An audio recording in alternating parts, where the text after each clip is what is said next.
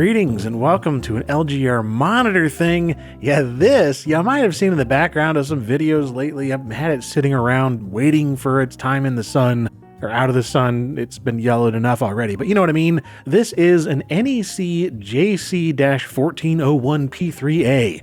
And while that's a memorable name, perhaps even more so as its more common name, the NEC Multisync 1.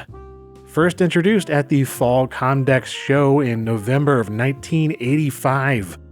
And this is one of my holy grail kind of monitors. I've wanted this thing for, I think since before I started LGR, come to think of it. I've had it on my saved search list for as long as I can remember, because it is not only the first NEC Multisync branded monitor, a label they still use to this day, by the way. They just passed their 40th anniversary last year, but it was also one of, if not the first, multi-scan monitors like this for the North American market in general, at least according to this article from InfoWorld magazine and other various places online.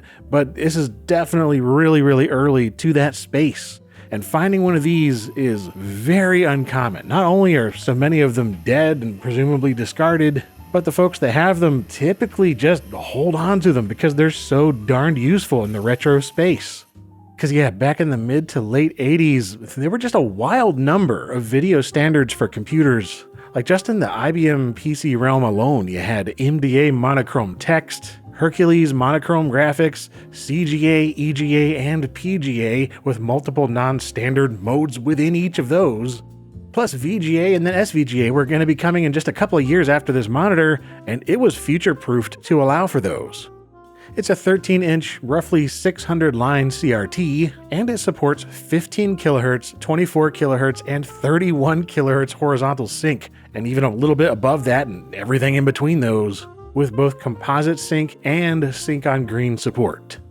Meaning that this one monitor allows for not only your basic PCs, but tons of Japanese computers, particularly those from NEC, plus more obscure weirdos like the Amstrad Mega PC and the Sega TerraDrive, the Sharp X68000. Even arcade systems could probably run on this. Not to mention Amiga, Atari ST, and Color Macintoshes with the right cable adapter. As was mentioned in old reviews, all those were compatible. And what's interesting is that officially, on paper, this multisync only supported CGA, EGA, and PGA. That last one being IBM's Professional Graphics Array. But due to its design and settings, it can support so much more. Like the aforementioned MDA, Hercules, CGA, EGA, and all those other TTL modes, it switches between everything just fine. And though it wasn't out when this monitor was released, VGA is also supported, as it ended up being so close to PGA. In fact, as an aside, IBM's PGA display, the 5175, can actually be converted to show VGA, but anyway, the Multisync's maximum resolution stated in the documentation is 800 by 560.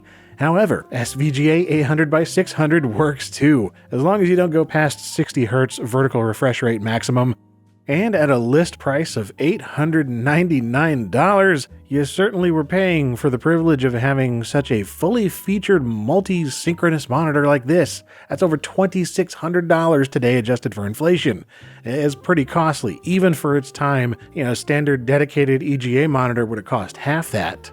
But this is for those that needed everything, or just didn't want to bother with a bunch of displays, or perhaps you just needed something to connect to an IBM PGA card and didn't want to pay the $1,500 that IBM charged for a 5175. And this supports that, so by comparison, this is a bargain. However, it's very much not a bargain these days if you can even find one at all, much less one that is tested and working and in the box.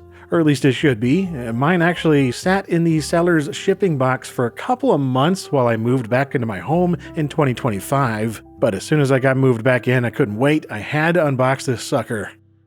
And thankfully, as you saw earlier, it was still in its original box from NEC. And it is some lovely 80s packaging.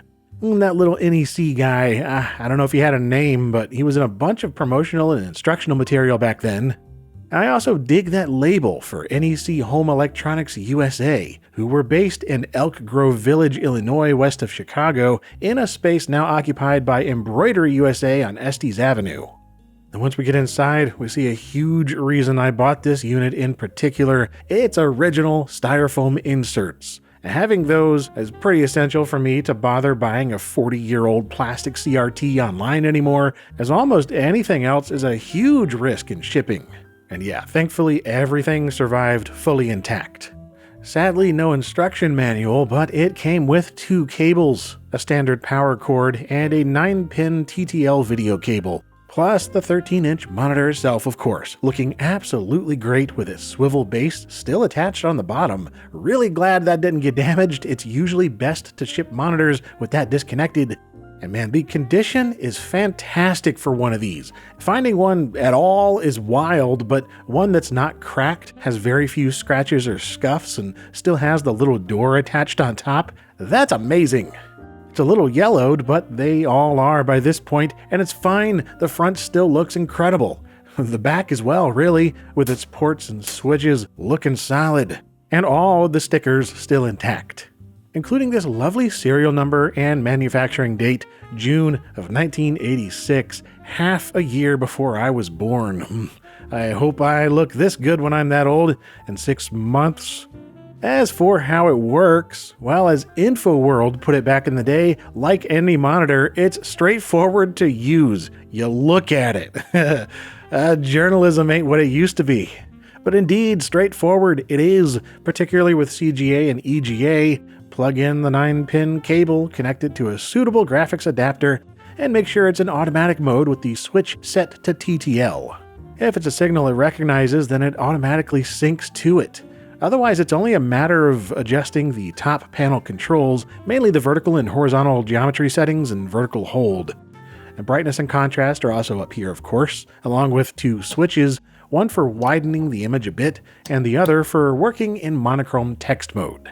The latter is particularly neat. Some of the dip switches around back will turn the usual white or gray text into green, blue, red, whatever the heck you want from a color palette of 7. But yeah, all your classic TTL display modes work great on this thing in my testing, with good clarity for a 0.31mm dot pitch monitor and some nicely saturated colors, though the tube is also visibly rather tired and isn't as bright and vibrant as it would have been once upon a time. I mean, we're the same age, I get it. It could seriously use a tune-up, not just capacitors, but internal recalibration. Again, I get it.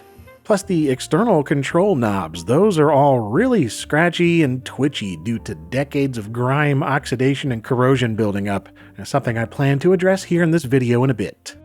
Until then, I wanted to verify I had the right cable for higher resolutions, and while it originally would have come with a VGA cable, mine did not.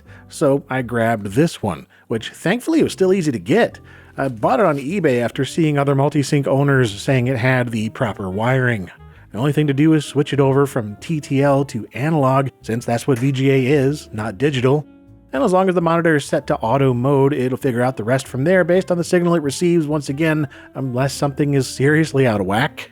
And sure enough, after booting my Windows 98 Megaluminum Monster and adjusting the vertical hold, it was good, until I got into Windows itself and realized I had a higher resolution and refresh rate than it wanted, but putting things back to 640 by 480 at 60 Hz took care of that.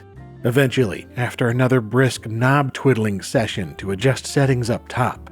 Every single time you change resolution or refresh rate, the geometry and vertical hold need to be adjusted. And you can really see the potentiometer problem of the adjustment knobs wreaking havoc on the display here, so that will be the next order of business. Well, it would be if I didn't jump right into playing a few games. I couldn't resist giving a few favorites a try on this little thing, since the colors still look great despite the overall lack of brightness. And seeing titles like Unreal Tournament on a display from 1986 is a highly uncommon, somewhat surreal thing to witness. And reminds me of the times playing with random old monitors I found at my high school and trying then current games on them just to see what they looked like. And we'll have to try something even newer on here in a bit. I'm sure I can get a modern PC hooked up, but right now though, it's deoxit time because I can't stand those glitchy adjustment knobs a moment longer.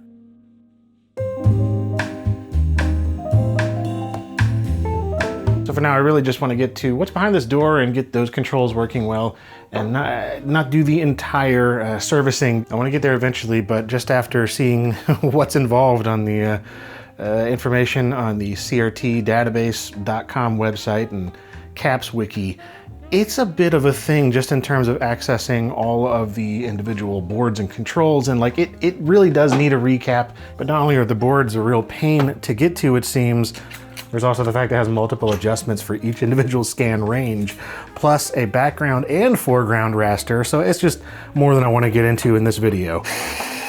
And I'd really like to have my workshop done before I do that. That's interesting. It's still attached. How odd. Normally they're clipped onto the bottom of that plastic case. Okay, let's see what we got here. It's just this little metal piece on the side. That's all I wanted. Yeah, I did see F5 as the recommendation for these because they are plasticky, very cheap feeling things.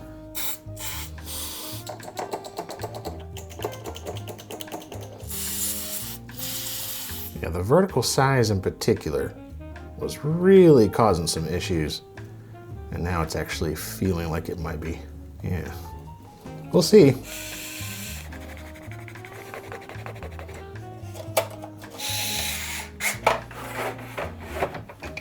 Ow! These bendy old plastics. Well, I feel better at least. Let's try it out. Yeah, it definitely needs a bit of a cleaning too, but yeah, I'll keep these little stickers intact as well. So they're very papery and not protected from like anything.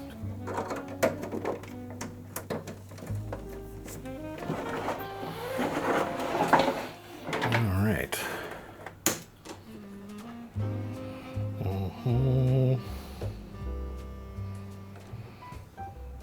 Okay, yeah, that's immediately better. Oh yeah, so much better. Holy crap. That's awesome. Still a little scratchy feeling, but not nearly as much of that twitching, glitching around. Still a little, but overall not terrible. Yeah. Oh, that's great. Yeah, I'd still like to get this thing fully recapped and recalibrated and all that stuff. Make sure the focus is good, because I mean it's a little bit blurry, and obviously the image is dim, and you know some of that's just going to be due to the CRT's age. But overall, I'm really happy with this right now. Those controls are immediately better, and that was kind of the biggest thing that I really wanted to just take care of really quick in this rather quick video.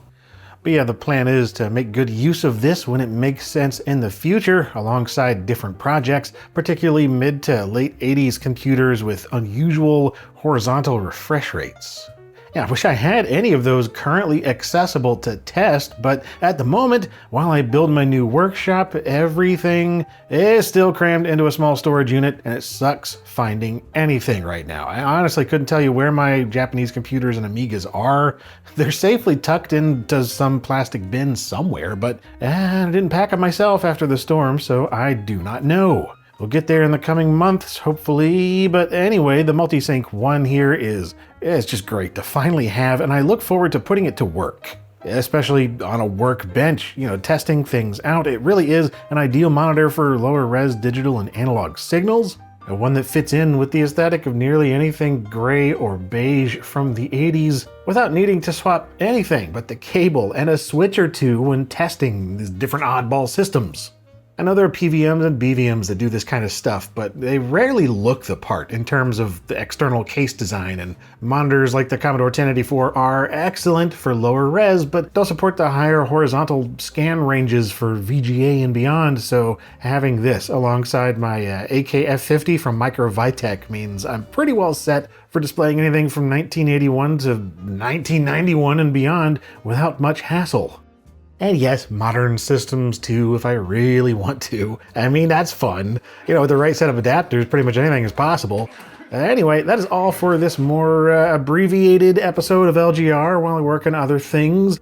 Let me know your thoughts, whether you've used one of these early multi-syncs or what your go-to solution is for getting a wide range of signals on a single display. There are definitely some nice upscalers and multi-sync LCDs that make a lot more sense depending on your needs. But yeah, another video's coming soon, so stay tuned for that, and thank you for watching.